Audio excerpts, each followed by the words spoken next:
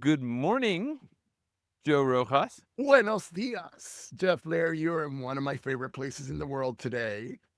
Well, I am in my favorite place in the world. I was telling Frida, my daughter, I said, why do you think I like coming to the mountains so much, especially now as an adult? She said, I don't know. And I said, well, I've traveled to many places of the world. I mean, literally, been to dozens and dozens of countries and coastlines and forests, and I just think that the Sierra Nevadas are spectacular. Every time I go someplace, I'm like, well, that's nice, but But it is not that's the like Sierra home. Nevadas.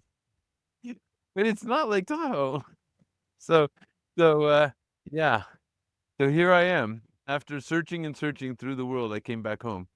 But for the rest of everybody else, welcome back to Masters of Influence. For those who are confused and don't know, my name is Jeff Lair, and I am here with my co-host Joe Rojas. And today we're diving into something that's starting to keep me awake at night. And after you hear this, it might keep you up too. And it really starts with a story about my mother. All good things start with stories of your mother. Um, and she goes through these biography phases. She's a little bit obsessed, right? So she'll read about some famous person, Franklin Roosevelt, JFK, the Dalai Lama. Before Kindle, we just have for each one, we'd have like a shelf with all these books on it about each one. And back in 2001, 2002, she was fascinated by Hitler. Not not in a But not supportive, in not the bad way, but in the how the hell yeah. is this gonna work? She was in the how the hell could this happen? Way like how did this guy tick? How was it possible that a human being could do this sort of thing? And so she read all the books she could find about Hitler, about Nazi Germany, about the whole period. And what's interesting is that Amazon back then it wasn't yet as sophisticated as it is now, but they were already using algorithms to make suggestions. So, what do you think happened?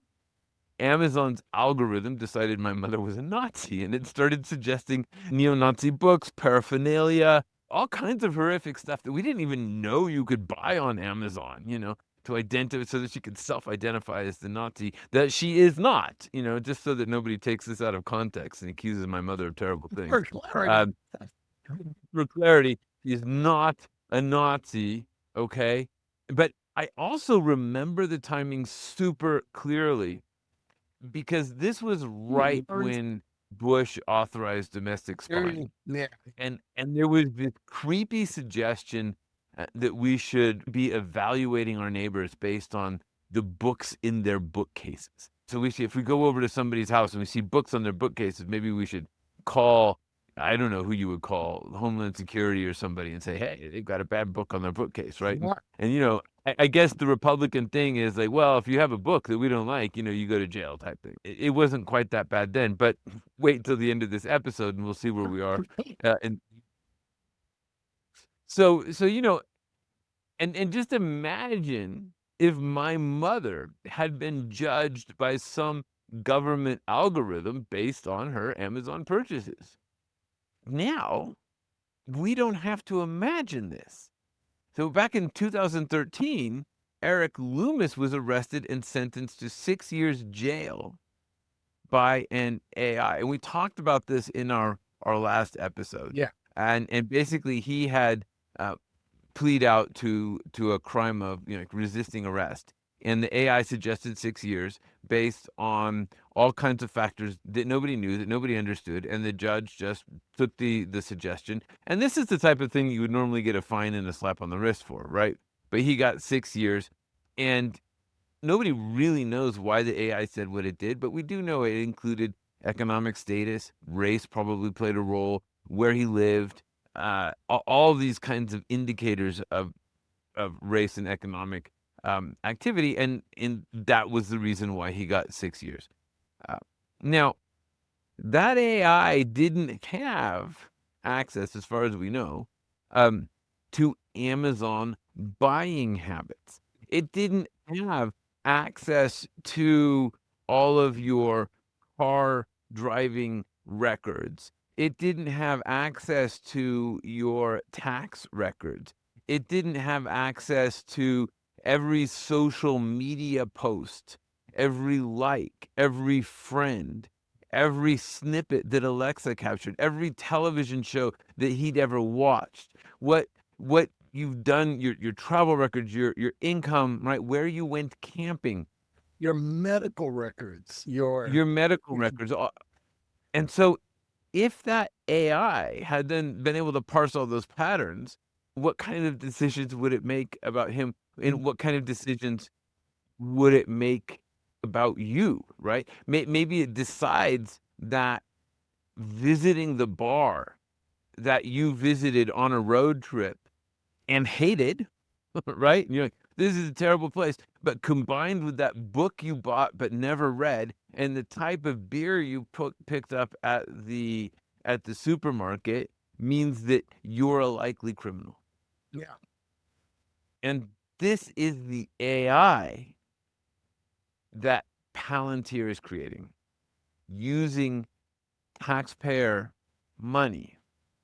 And in this episode, we are going to explore what this means for all of us. So let's start with what Palantir is doing, and who they are. Joe, who is Palantir? started by Peter Thiel. And Peter Thiel's by itself is a topic worth looking into. I mean, he's a great entrepreneur, no doubt about that. But a lot of his theories and opinions on government are really short-sighted and based on limited information and naive and That's a topic for another day, really. okay. We'll come back to that. But let's say that Peter Thiel has started a number of companies, including PayPal. He's a well-known venture capitalist With off-the-wall opinions. who has a lot of power and a lot of cloud and a lot of money. But since Palantir is publicly traded, there's a lot of information available, and they have 4 main products, right? Palantir Gotham, which is primarily used by government agencies, especially in the defense and intelligence. It integrates, analyzes, and visualizes data from multiple sources to support critical decision making, like counterterrorism, military operations, and predictive policing. But the thing that scares me about that predictive policing is that they play both sides of the fence. Like they're in some cases they're this country who's against this country, and they're playing both sides of the fence, right? So features include advanced analytics, geospatial analysis, and secure collaboration tools so that they can communicate with each other and do all that stuff. Then there's Palantir. What scared me about predictive policing is predictive policing, just to be clear, right? Like the idea that you're going to predict what I do, and I understand that this is primarily a military thing, right? But the idea that you're going to have policing that predicts my actions, I mean, that's right out of a movie somebody made a while back. But anyway, Then there's Palantir Foundry, right, which is targeted at commercial enterprises across industries like healthcare, manufacturing, finance, and energy. And it provides a flexible platform for integrating raw data, kind of like that Amazon algorithm that you were talking about before, but across different things, right? So building data pipelines, running real-time analytics, and developing custom applications. It's useful, but it can be scary.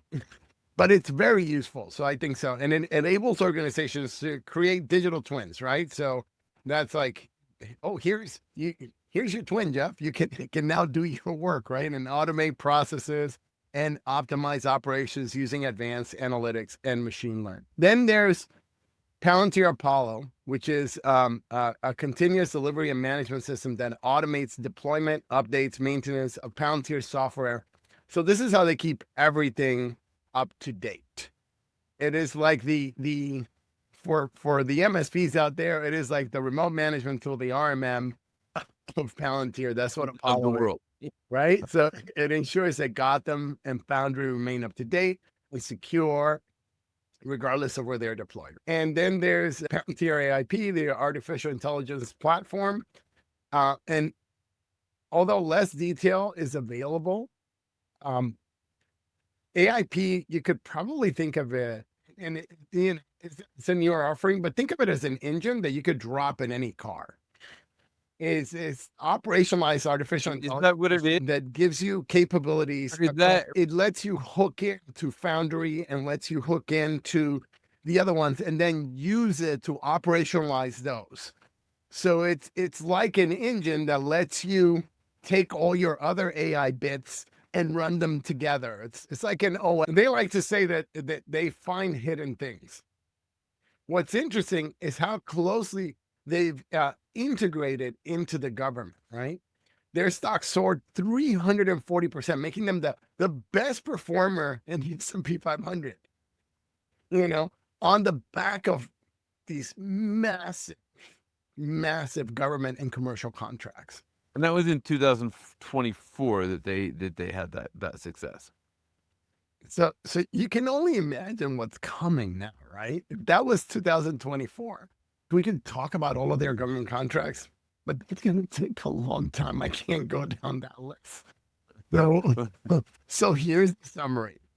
They currently have about $3 billion in active contracts. The company's largest contract, the Maven Smart program, encompasses about 1.2 billion, 1.275 billion deal through 2029 with over 20,000 active users across 35 plus military service tools.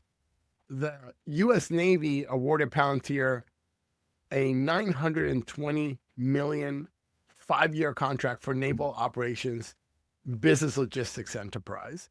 The U.S. Army maintains multiple contracts, including $178.4 million for the Titan ground station system and $400 million for the Army Vantage data platform, serving over 100,000 Army users.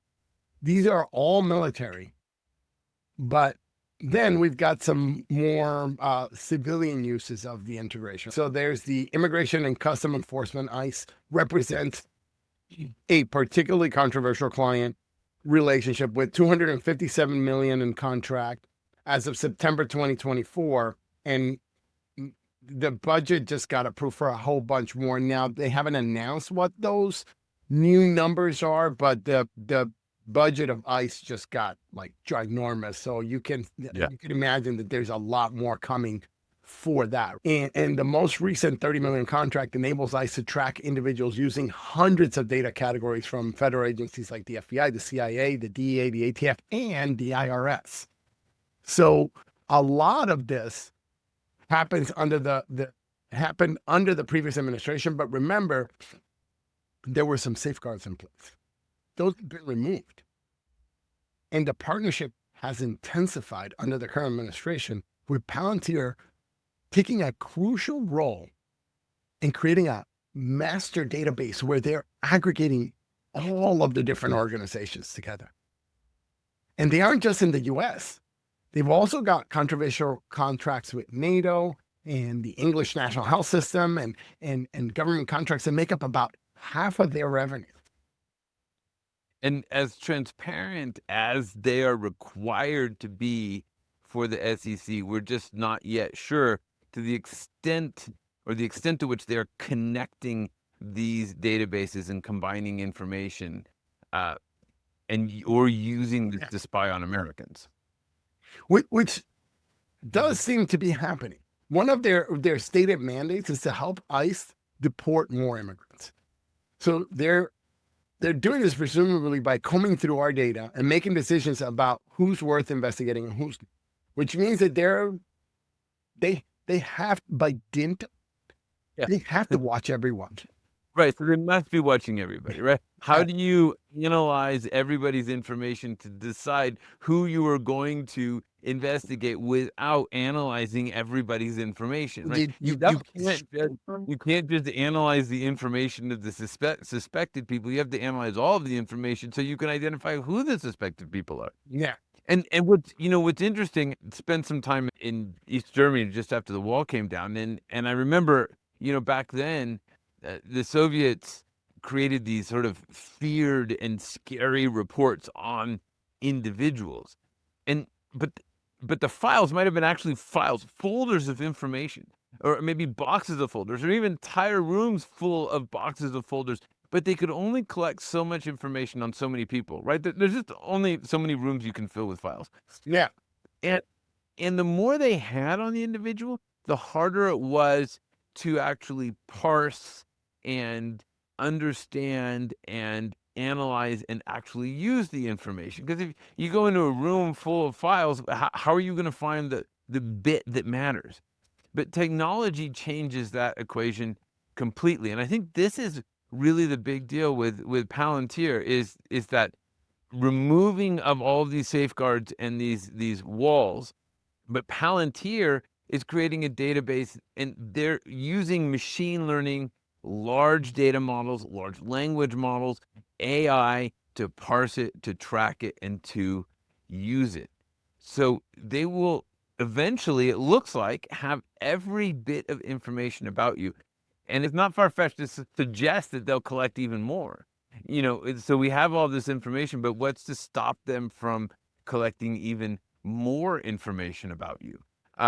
And so the current contracts, the way that they're connecting information, this gives them power on a scale that's been, I want to say, on a scale that's never been imagined. I think there were some despots and dictators who imagined something like this, like they salivated over it, but they never really saw it as in any way possible until now. And I think that the general population isn't even imagining what this is now.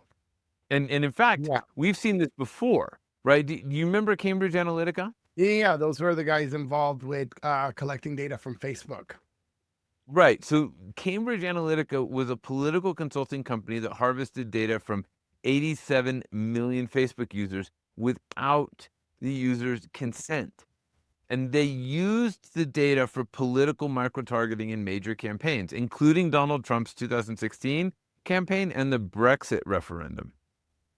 Now, the whole thing was exposed by the British investigative journalist Carol Cadwalder, and she was working for The Observer at the time. And she spent a year persuading whistleblower Christopher Wiley, a former Cambridge Analytica employee, to go public. And her report revealed how Cambridge Analytica exploited Facebook data and waged what they called this political and psychological warfare, influencing elections and referendums. So this goes back to what you're saying, is it's not even just policing, but it's how am I waging this psychological warfare? How am I actually influencing and changing stuff? I also think that this is really interesting in terms of what's happening with Palantir, because while this did lead to the collapse of Cambridge Analytica and fines for Facebook and Zuckerberg being called to testify before Congress, the most interesting part, right, is and I think that this really tells you everything you need to know about how our system works, is that despite the laws that were flagrantly broken by the people at Cambridge Analytica, but people at Facebook, the only one who faced criminal charges was Cadwalder.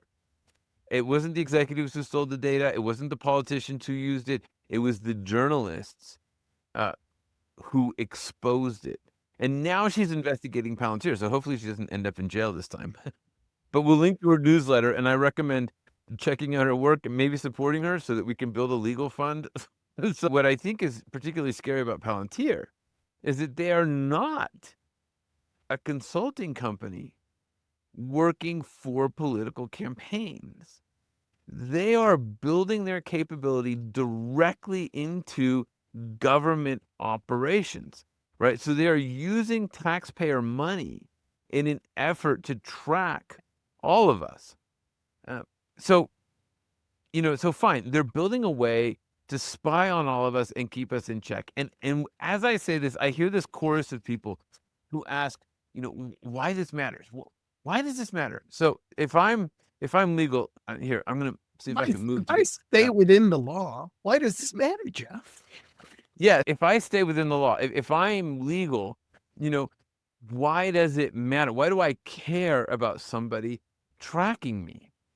And, I think it comes back to that control issue that you were talking about. There's been Yeah. I think the really interesting stuff actually comes out of China. 'Cause it's fascinating to see how China has used this, because I think that they are really the test bed for a lot of this technology. Yeah. And they've developed this technology with the help of American companies like IBM, Intel, Cisco, Oracle, OpenAI, AI, and they've been using this technology specifically and intentionally to control a minority population. And so the research that we have is on how really the Chinese control the Uyghurs, but this surveillance has expanded and continues to expand. So, Joe, you told me the story of a journalist who arriving in China undercover to test their capabilities. Could they find this guy? And he just showed up anywhere in China, some random place, Yeah. and the Chinese were able Took to off find. his head cover. Yeah. He took Right. his Like, cover. he went in with a head cover. He was completely covered. Nobody knew where it was. He took it off 7 minutes. They found him. Right. And you have to think about what are the new crimes. So, a lot of the new crimes are crimes against the state, publishing news that the state leadership doesn't like, promoting diversity, being the wrong religion. Look now at how Mamdani is being treated by his own government because they don't like his beard or his religion or the fact that he calls himself a democratic socialist, whatever the hell that is. Right? They're actually persecuting him and creating crimes. He didn't do anything wrong, but they're almost creating crimes that they're now accusing him of. So this technology exists. It's being used. American companies are profiting from it, and now it's being deployed by our own government. So the only difference is that Cambridge Analytica was trying to influence how you vote. The Chinese were trying to control certain parts of their population. And now Palantir is trying to discover hidden things in your life, Yeah. to influence and even control how you live with the full endorsement of the federal government and using money provided by the U.S. taxpayers. So let's move into. I'm gonna call this our Jeff explains some stuff segment as we go into what we can learn from the Chinese system, and really a glimpse of our future. And I think the best way for us to think about implementing these systems is really in three components. So there's the collection and where you gather the information, where it comes from, the analysis, how they stitch the pieces together, and the enforcement, sort of what's done with the information. So if we start with collection, that used to be in bits and pieces, but now everything is collecting information on you all the time. Everything. Your car is tracking you. Your air fryer is tracking. Your doorbell is tracking you. Your doorbell is tracking your neighbor. Like, everything is generating information about you.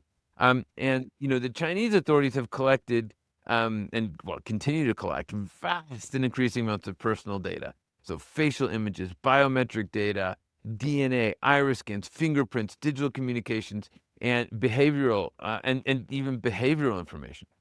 And the U.S. government's already started and has massive amounts of this through various agencies, right? Companies like 23andMe can fill in the gaps now, and now that data is available now.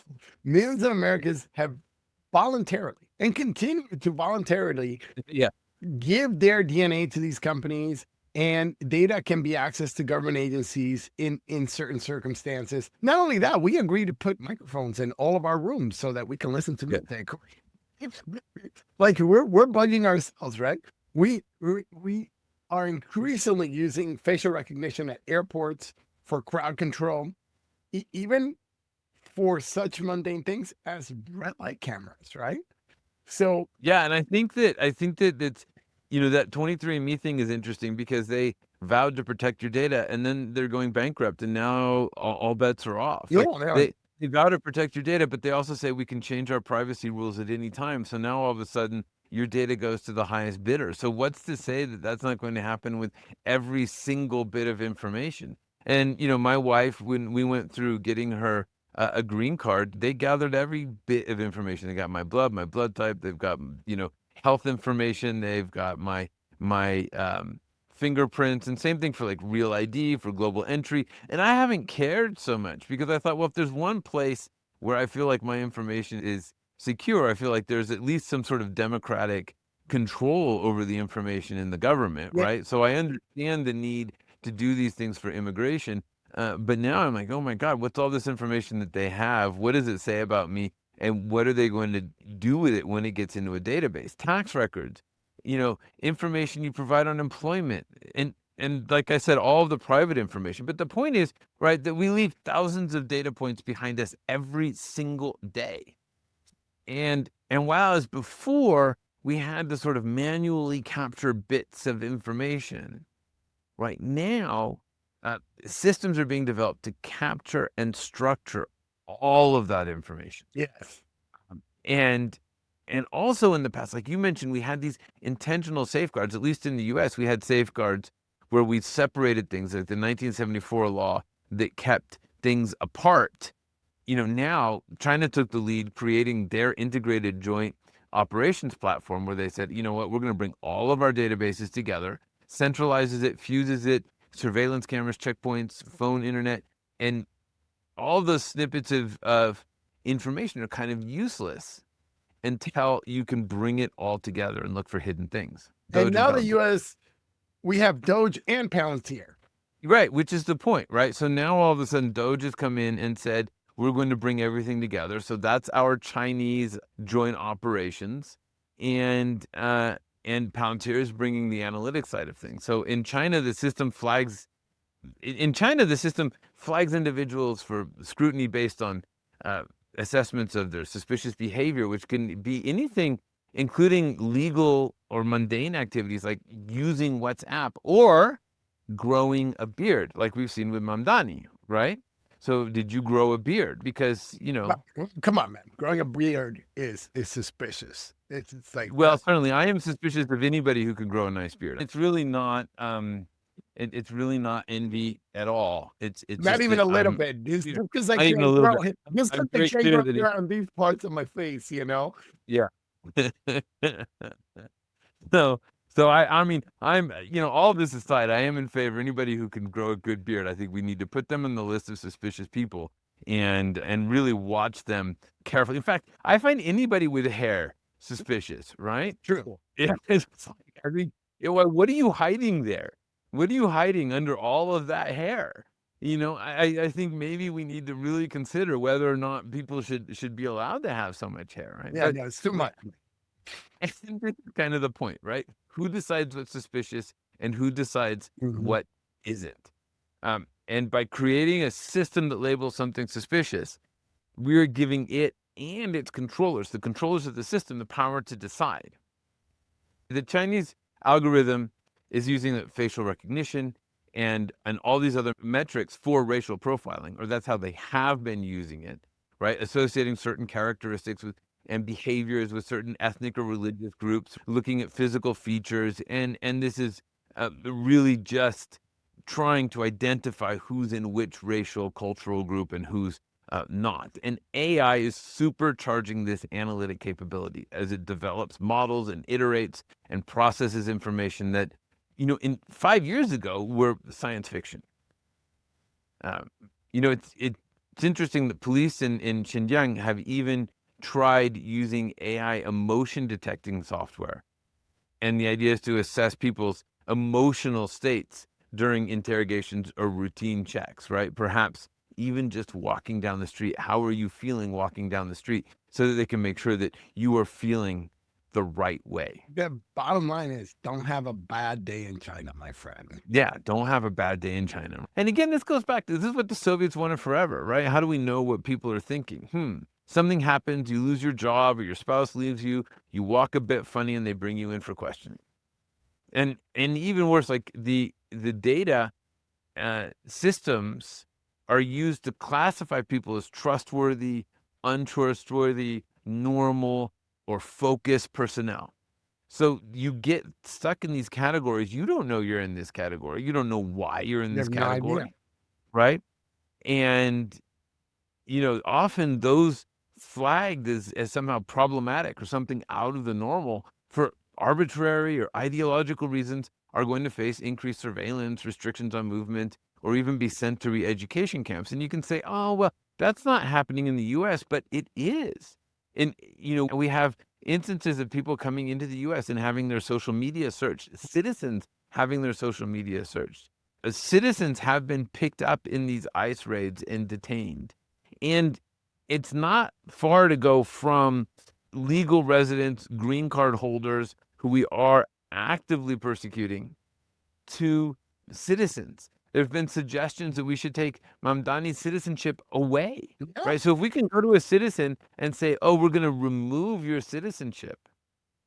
And Trump himself said when somebody asked him whether he would consider sending citizens down to El Salvador without due process into this prison run by this regime, he said, well, You think we yeah, don't have bad people here? You think we don't have bad people? yeah. Well, and he specifically said, what do you think that their classifications of people who are special people, right? So he's saying, yeah, why would we treat citizens as different? We're And in special. a way, I agree. Like, I don't think it necessarily does make sense to treat citizens as different, but he and I see it in a very But different not way. that way. Yeah. Not So I think we but- need to treat immigrants with respect and rights, and he just sees it as we can treat everybody like shit, right? Which which all of this brings us back to enforcement. So there's that piece around we're collecting all this information, creating these analytical capabilities. Now, what do we do with it? Okay, cool. So they're essentially creating that social credit system. And I don't know did you see that episode of Black Mirror with the social credit? Yes, I did. Yes, Yeah. exactly. And like that well, Well, she starts the day with like 5 stars, right? And she ends the day with like 1.5 and destitute, right? Because of a few things that happen. And I don't know, it does feel a little bit like even now with like you go in an Uber and you rate the Uber and the Uber rates you and all of these things, like that's It's all a the same bit thing. It's the same thing, same sort of thing. Airbnb, Uber, blah, blah, blah. Every Go interaction, ahead. there's this rating system. One more time. Every interaction now, there's this rating system where they're going back and forth, and that'll continue to expand and expand and expand, right? Yeah. And everybody's doing that. Don't think that Amazon is not doing it to you. Don't think that any website that you shop on is not doing it to you already. They're already rating you based on all that stuff. And now eventually, I think, Jeff, that you know how Bush was telling people, hey, watch your neighbor. Yeah. Eventually there'll be some government app that lets you rate your neighbors. Well, I why not? Well, I don't even. Yeah, maybe. I don't know if you need it though, because they're already going to rate you. What do they give a damn about your rating, right? But yeah, they could. What I think is even more interesting, and this the guy. Oh man, I have to get his name, but I'll put the link in the show notes. But the author of Nexus, he talks about it in the book Nexus, and talks about the power of like social media control, where it isn't even just the government controlling. Right, enforcement isn't even just the government, but it's all of us policing each other with bots controlling thinking. So you've talked about this, like bots are out generating information and more information and working on controlling the thinking, controlling and driving action. You talked about Myanmar a little bit earlier.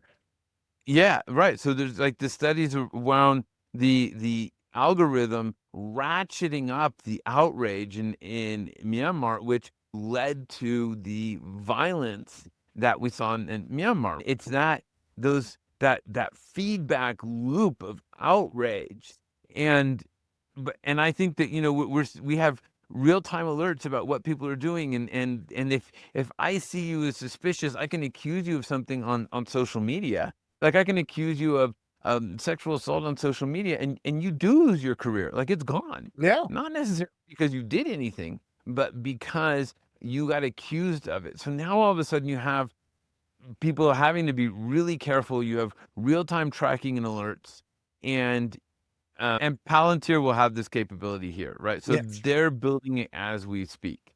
And even though in theory we have due process and the Constitution protects us, we've already seen some of this in the US, like we've talked about. And that focus is currently on immigrants, but we tell lies like they are violent criminals, even though on average they tend to be a lot less violent. Yeah. We say they're illegal when the people being deported, 71% of the people being detained and deported are legal, even going to their legal meetings to stay legal, right?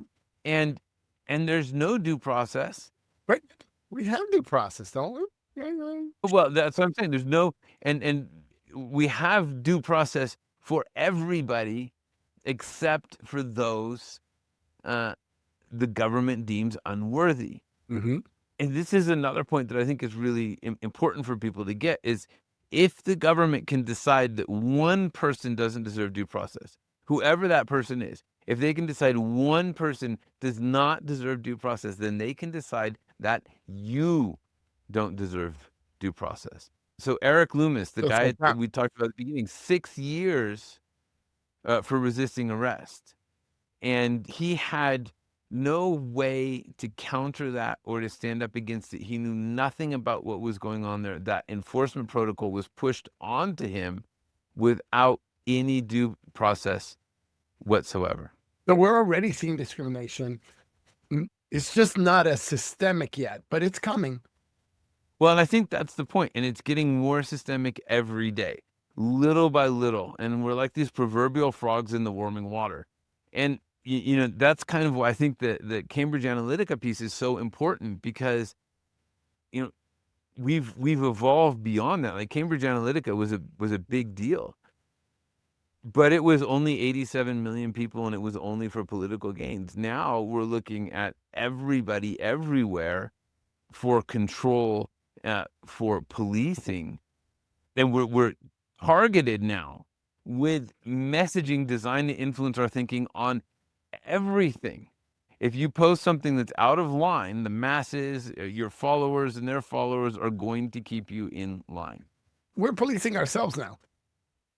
We're policing ourselves, and we will continue to see more policing as we go on. So in China, you have people being treated as second-class citizens, systemic discrimination, loss of privacy, severe restrictions of freedom of movement, expression, based on ethnicity or whatever the government thinks is important. Yeah. And I used to think, you think this could happen here, but Jeff, when is this going to happen here? Well, and I think that, yeah, I think that, I think it is happening. I know that, my wife and I have been told by strangers to speak English to our kids. More than once, my wife has been told that the parents wouldn't appreciate her actions as people were mistaking her for a nanny. I was listening to the radio the other day where people were saying, well, you have to be careful about playing Spanish language music or putting anything that is Spanish language affiliated on your car because you're going to get pulled over and detained. If you can't prove you're a citizen, you end up detained, even if you are a citizen. Where we are today, deportations and arrests are happening based on appearance, based on perception, based on race, and you get arrested first, and then you have to prove, especially if you are darker skinned, that you have the right to be in the U.S. I think about that all the time when I go outside, man. I really do. So what do we have to do exactly? What do we have exactly? So Well, the other thing to keep in mind as we look at this is just the idea of context. Because the other point around whether I'm breaking laws or not, or, I'm not breaking laws, so I'm not concerned about this, is just the idea of context. That anything taken out of context can actually make you look bad. Like my mother buying books about Hitler can make her look bad. If you are interested in something, if you are researching something, it can make you look bad. And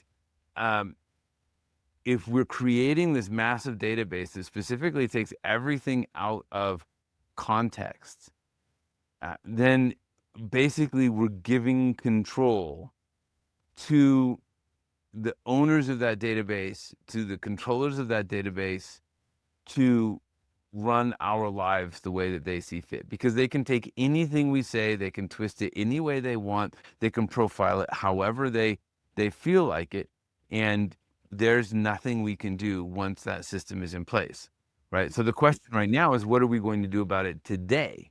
And honestly, I think this is something we need to keep looking into, because this isn't something that's happening in the distant future. This isn't something that could happen. It is something that is happening now. It is not a conspiracy theory. It is happening openly, publicly, in public reports, in bills being passed. It is happening now and today. And as far as I can tell, the only thing that we have is the power as the people to stand up against this slide into autocracy. And if we can't do it, we're just going to end up being controlled, and we're going to end up with factions, and we're just going to lose all of our rights. That's freaking terrifying. This is what eventually people want from these systems, is that control. Control either for economic purposes, because I'm going to sell you something, or control for government and policing purposes. I really think that this Chinese example is a great way to think about it. What could happen. This is all done with American technology and Chinese technology, and all technology that we have available now. Yeah.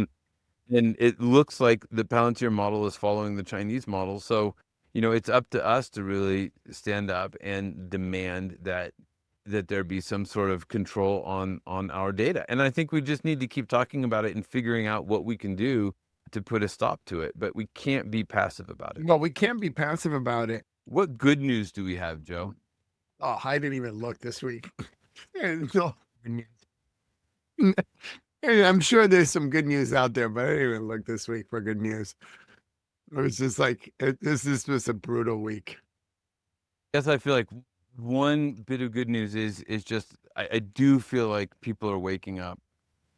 I think people are waking up, but I also see that there's just this lack of understanding that this isn't a normal situation. This isn't politics as usual. This isn't, and some of us are wrong, right? Either the politics as usual people are wrong, or we're wrong.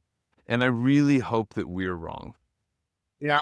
I wish we were The wrong. problem is I've seen this movie before, Yeah. and I've felt this, and I've seen this before, and it just doesn't feel like we're.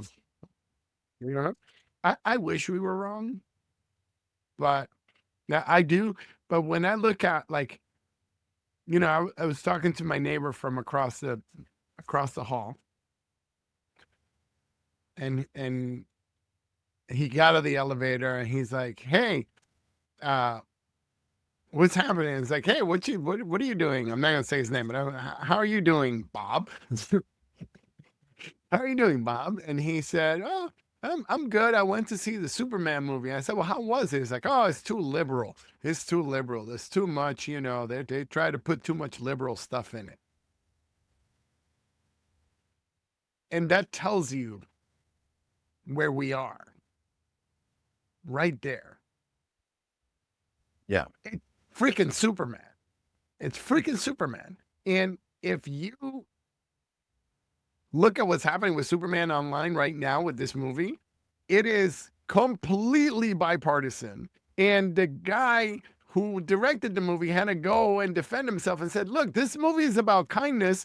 And yes, Superman is the ultimate immigrant story. He's planet, and it always has been that."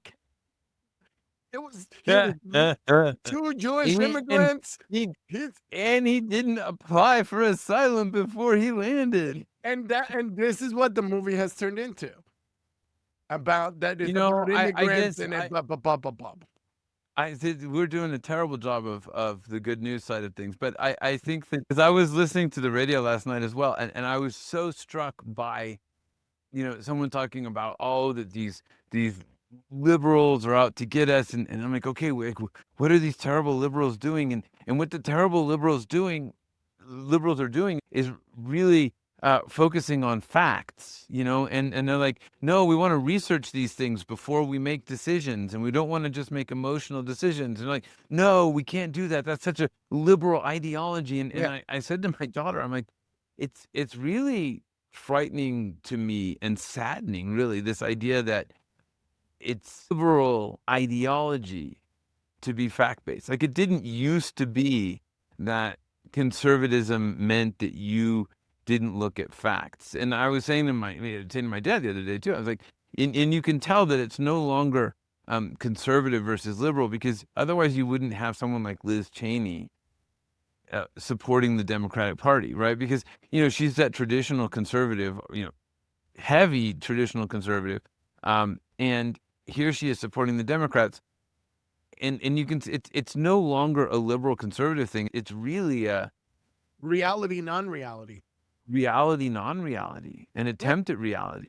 dude. And I think that really saddens me, right? Because I think that one of the things that I've always enjoyed is debate and You, being able to argue these things. And now it's like arguing these things is disloyal. And yet I think that well, arguing these things is the most loyal thing we can do. So on that, Joe, I think we're going to wrap up for this week. In the you're next episode, unwanted.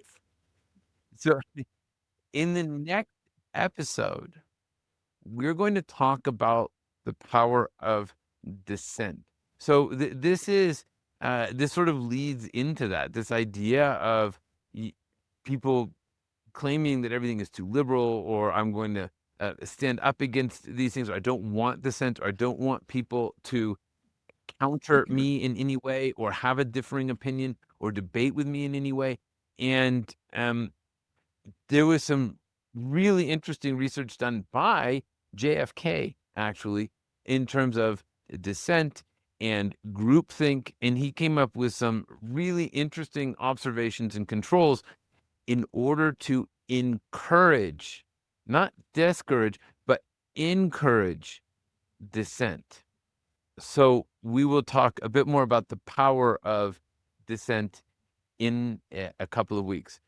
Until then, please, if you've got any thoughts on Palantir, if you know anybody we can interview about Palantir, if you have any experience with any of these systems, please let us know. We would love your comments. We'd love to chat with you about it. I don't think the story is going away. I think we'll keep looking at it. I'm sure others will keep looking at it. Go check out Carol Codwalder. Yeah. And go check out her Substack and help to her legal fund.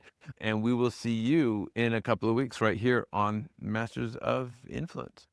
All right. Stay frosty, people.